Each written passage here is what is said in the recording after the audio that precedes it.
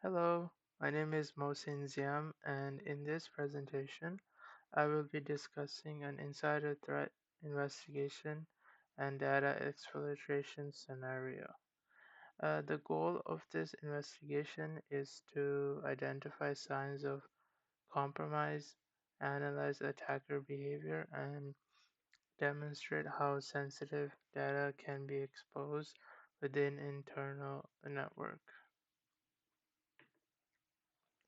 So in this slide, I'm showing a lab environment used for this investigation. The attacker system is the Parrot OS with an IP address of 10.2.6.25, and the victim is the Ubuntu server running on Apache at 10.2.6200. Both systems are on the same internal network, simulating an insider threat where the attacker already has the trusted access. Okay, so we'll begin with phase 1, scanning and traffic capturing. So here, connectivity between both systems is verified. On the left is the parent machine successfully pings the Ubuntu server, and on the right, the Ubuntu server pings back with zero packet loss. This confirms stable communication, allowing the attacker to proceed.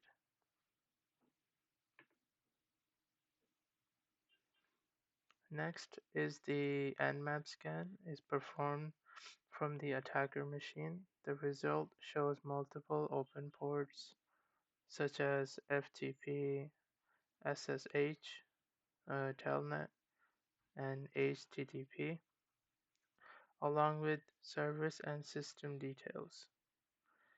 At the same time, Wireshark captures this activity, showing probe traffic generated by the scan.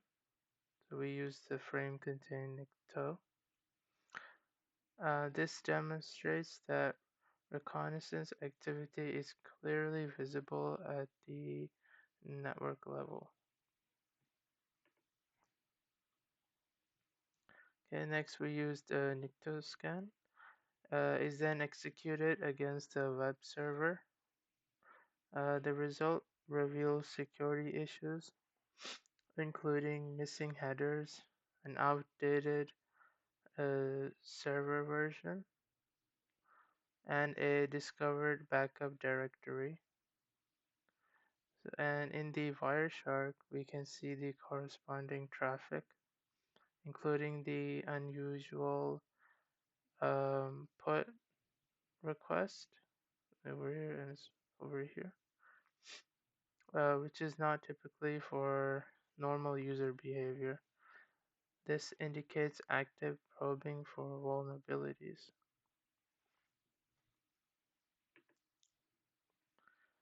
Phase 2, I'm going to talk about directory enumeration and data exposure.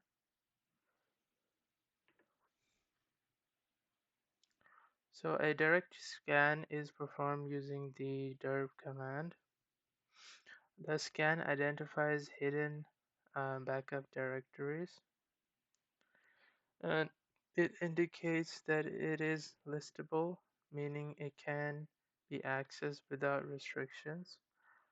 It also reveals files such as backup HTML, which may contain sensitive information, just like over here, the credit card numbers and the types of cards with all their information.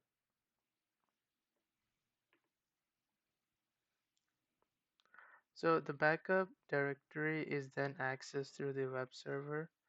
The directory listing confirms that indexing is enabled, allowing direct access to files. From the side, uh, the file is located under the exposed backup directory on the web server and can be opened. After running the derb command again and accessing the directory, we're able to view the content of the file, demonstrating a clear data exposure that shows how misconfigured directories can lead to sensitive information being revealed.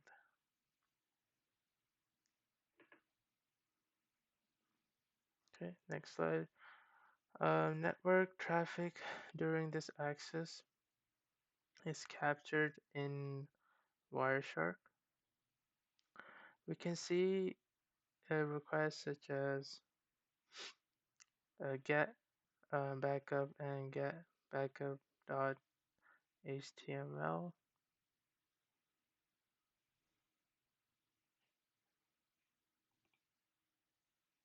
such as over here. You can see all the requests. The response data includes the actual content of the file, including sensitive informations like credit card. You can see my name here being revealed. This highlights how exposed data can be intercepted directly from the network traffic.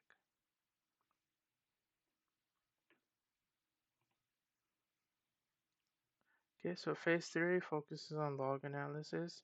Here we're going to examine system logs to identify evidence of scanning and suspicious activity from the attacker's perspective.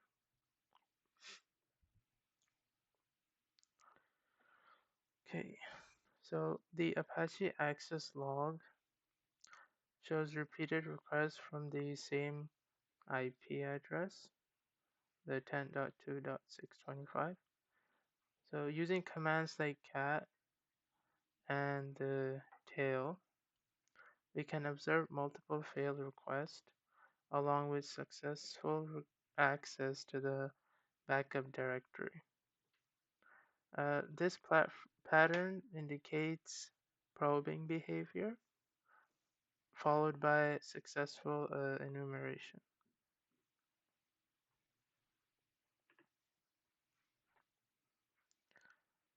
Using the filtering command like grep,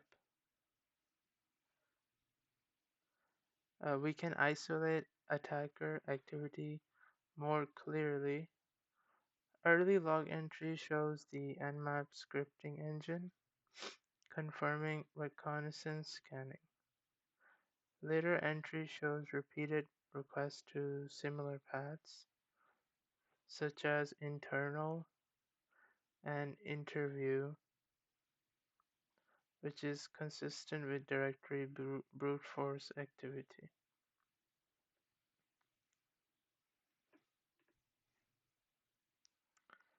Further filtering highlights specific suspicious activities.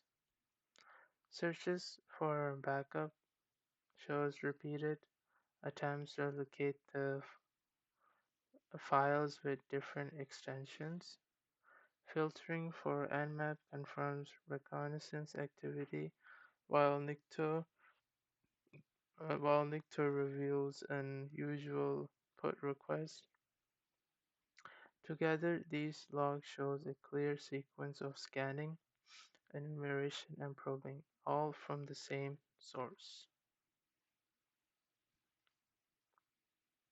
So all from the same IP address. Um, so finally, phase 4 will summarize the incidents and focus on remediation. This includes how the attack occurred and how it was detected, and how similar incidents can be prevented. Based on the findings, this investigation showed that an attacker performed network scanning, vulnerability scanning, and directory enumeration, which led to the discovery of an exposed backup directory containing sensitive data. This activity was detected through Wireshark traffic analysis and Apache log review where repeated requests, scanning patterns, and access to the backup file were clearly visible. Several remediation steps are recommended. Sensitive directories should be secured and directories listing should be disabled. Systems should be regularly updated to address vulnerabilities. Additionally, improved monitoring and logging can help detect suspicious activity earlier.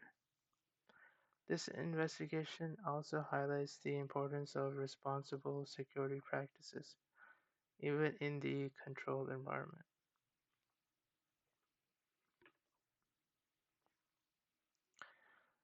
To address the issue identified in this investigation, several remediation steps are recommended. First, the backup directory should be secured by restricting access and disabling directory listing to prevent unauthorized users from viewing sensitive files. Second, the Apache server should be regularly patched and updated to eliminate known vulnerabilities identified during the scan. Additionally, continuous log monitoring should be implemented to quickly detect suspicious activity such as scanning or unauthorized access attempts. From an ethical standpoint, all testings in this scenario was conducted in a controlled lab environment, following a responsible security practices. Overall, it's important to balance security testing with ethical responsibilities, ensuring systems are protected without causing harm or exposing real data.